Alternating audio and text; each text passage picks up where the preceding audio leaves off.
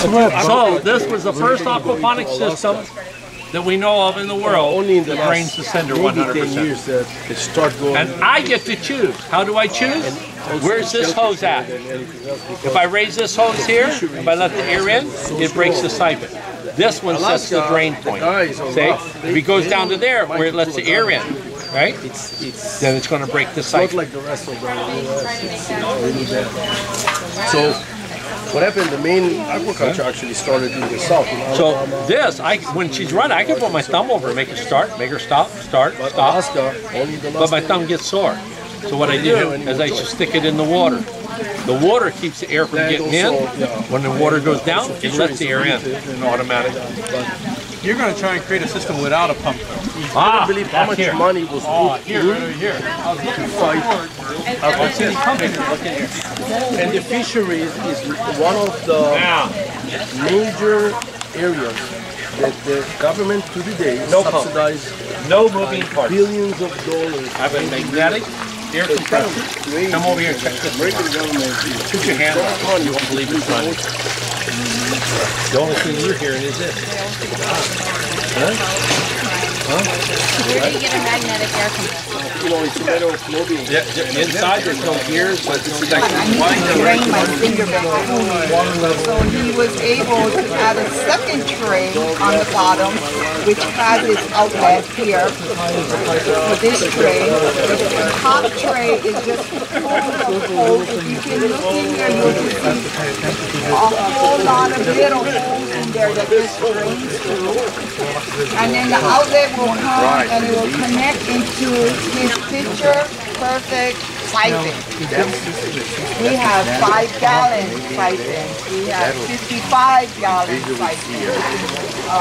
All different sizes of siphons. But the theory to this is while the water is filling here, it's also filling here. And now that the water came to the overflowing down, it's starting to drain out from the cinder bed and leaving the siphon, What's your name? Marty. going into the float bed, which is called hydroponics, without chemicals. So aquaponics is feel free. So what happens here is in the siphon itself, there's a air tube that is in here. This is just the water level in here. When the air tube here, the water gets to the bottom of this tube, it'll break the siphon. It'll break the water draining and leaving here. Right here. It'll stop. The water will stop. You hear the gurgle. See the water came down? It came down below your cinder bed here. So now it's just dripping. This is all drained out. A lot of aeration there. And then it's just overflowing. And there you go. That's the break. That will stop your water. And now it's going to start to fill up. This will start to fill up. And then the water is clean and nutritious down here. I want you guys to observe in all of our fish tanks that you folks will see, you are able to see the bottom of your tank. All of our tanks. No matter what tank you have here, you'll be able to see the bottom of it. This carry case. But Glenn, after these years working with this one, he was able to make it so that all of these components will fall and fold and fit into the chest here. So now we don't need to take a table with it, we just take our container and go. Because we were doing the extra baggage, we took a folding table, $25. Now it's $130 for that third piece of luggage. And this is Glenn, everybody. And we got this down to 69.3 pounds. And I'm kind of feel bad about leaving 7 cents of a pound out there. I mean, I could have used it, you know? But this whole thing folds up. And the neat thing about it, and I hope the airlines don't pick up on it, is you know when you check your luggage, and I paid the $25 to take the extra bag, it does not matter if it's Molokai or New York. They're not charging mileage for the bag. Glenn, do you want to explain this system? Me? Okay, you got your fish in here, right? Right? You got your sender up here. So some of the talking points on this are, at the end of this down here, there's a Y. See the Y down here? If I open up this Y and I relieve the water, I get no water up here. Okay? The water, like an American teenager, will take the easiest way up. Right? So it's taken off and it's sent out this way. If I close this one, it comes up here. That's my speed control. What's the difference? If I put a speed control up here, the pump would be going against the valve. Boom, boom, boom, boom. Well, they're dead in 3 or 4 months. They just don't last. This way, we've got them running now 5, 6 years. We haven't burned one out until we went to it. Notice the Y is installed where it aims down. When we first put it on, the Y was installed the other way. And when you adjusted it, instead of squirting down into the fish tank, it squirted up into your face. If for any reason your tank got down, it was down below the water, it didn't do anything. But when the water got down to halfway, all of a sudden it shot it all the way out and took it all the way to the bottom. So little things like this, we now learn to put it on backwards. See, the female side is coming up and the male sides are going down. So we just reverse it. When they come over here, now if I close this, I get maximum water coming in here. You don't always want maximum water. You want enough water coming in here. This is going to fill full of water. This is a double tray. You do me a favor, grab the other side, just the top here. We're going to lift it up in the air. Once you guys look underneath, see the water coming out? See all the holes? See the little spacers? That keeps this, right? The water's going to come up through it, and you're going to see it come up to here. What sets the water level here? Well, this one, 400 holes, drained to a K with only 1 hole. And that's the white pipe coming over into the bottom of the bucket. So the water here and the water here will always be the same. The water seeks its own level, right? When the water here gets to this height here, it's going to overflow and head out there. It's going to go down until air gets in it. Air gets in it here. When the water in here goes down, I'll accelerate it by bringing this up. When air gets in, it breaks the siphon.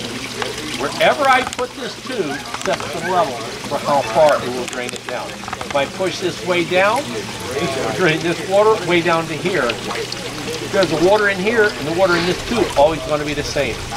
Just what we call a sight pipe. It's just going out the bottom and over here coming up. Okay. This one goes down and comes up. But this one and this one, the water will always be exactly the same level, right?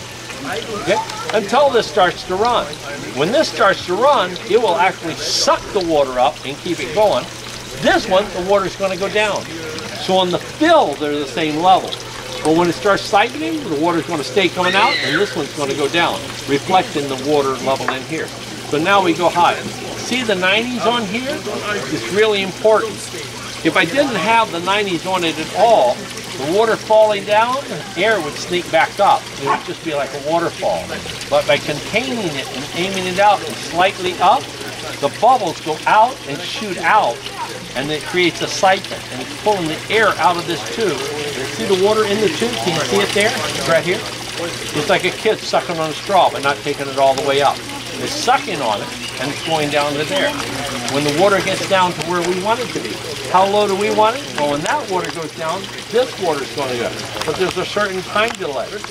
Okay, the water seeks its own level, but it don't exactly rush over it. Okay, the lower this gets, the faster this water will leave. If I've got the water coming in too bloody fast, and that's way fast, the race is on. Watch what happens if I release this about halfway. You know, like the there, and there. I want it fast enough to trigger it, but now look at the water race down. Because now it's coming out way faster than it's coming in. It's a ratio. So now look inside there. Look at the water welling up. Take a look inside the bucket. And this water here, it's heading all the way to the bottom.